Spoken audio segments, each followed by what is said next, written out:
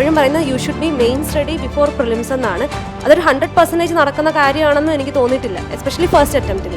പക്ഷേ ഒരു 60 to 70% എങ്കിലും നമുക്ക് ചെയ്യാൻ പറ്റിയാൽ that will be good if you clear prelims. മെയിൻസിന് ഇൻ്റർവ്യൂവിന് അത്ര ഉണ്ടാവില്ല. പ്രിലിംസിന് NCERT ഒരു മിനിമം ലെവലിൽ റിവൈസ് ചെയ്യുന്നത് ഹെൽപ്ഫുള്ളാണ്.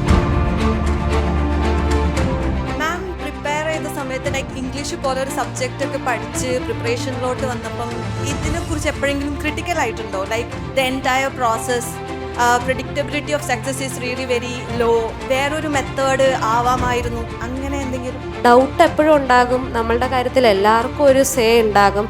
പക്ഷേ നമ്മുടെ മനസ്സ് പറയുന്ന ഒരു കാര്യം ഉണ്ടാവും, ആ കാര്യത്തിൽ ഉറച്ചു നിന്നാൽ മതി.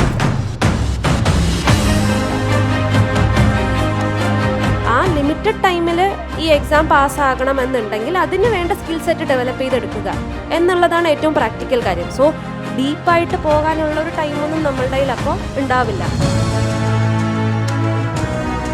എൻ്റെ ചില ഫ്രണ്ട്സ് അവർ പ്രിലിംസ് എക്സാമിന് 1-2 ആഴ്ച മുന്നേ പുതിയ ബുക്ക് എടുത്ത് വെച്ച് പഠിക്കുമായിരുന്നു, പുതിയൊരു കോഴ്സ് എടുത്ത് പഠിക്കുമായിരുന്നു. അപ്പോൾ എനിക്കൊരു ഗട്ട് ഫീലിങ്ങും എനിക്കൊരു സെൻസും ഉണ്ടായിരുന്നു, അത് ശരിയല്ല.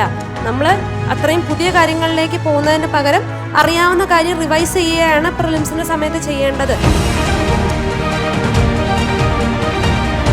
മുണ്ടക്കൈ ചൂരൽമല പോലുള്ളൊരു ദുരന്ത സിറ്റുവേഷനിൽ ഞാൻ മേഘശ്രീ മാഡത്തിനോട് സംസാരിച്ചപ്പോൾ പറഞ്ഞതാണ്, അവരവിടെ പോകുമ്പോൾ അവർക്ക് ശരിക്കും പറഞ്ഞാൽ എൻ്റെ വ്യാപ്തി അറിയില്ലായിരുന്നു. കാരണം ഒരു രാത്രി 2 മണിക്കാണ് കോൾ വരുന്നത്. പെട്ടെന്നാണ് അറിയുന്നത് ഏകദേശം 400-500 ഫാമിലീസ് അവിടെ പെട്ടിരിക്കുകയാണെന്ന്. So quickly you have to take a decision and gather all people around. അപ്പോൾ ആ ഒരു പ്രസൻസ് ഓഫ് മൈൻഡ് എന്ന് പറയുന്നത് ഈ വർക്കിന് ഭയങ്കര ഇമ്പോർട്ടൻ്റ് ആണ്, in spite of not having full information. നിങ്ങൾക്ക് റിവൈസ് ചെയ്യാൻ പറ്റാത്ത നോട്ട് ആർക്കും ഉപകാരപ്പെടാൻ പോകുന്നില്ല. അത് നിങ്ങൾ അതിന് വേണ്ടി യൂസ് ചെയ്യുന്ന പെൻ, പേപ്പർ അല്ലെങ്കിൽ അതിന് വേണ്ടിയിട്ട് എടുക്കുന്ന ഇലക്ട്രിസിറ്റിയുടെ വേസ്റ്റ് മാത്രമാണ്.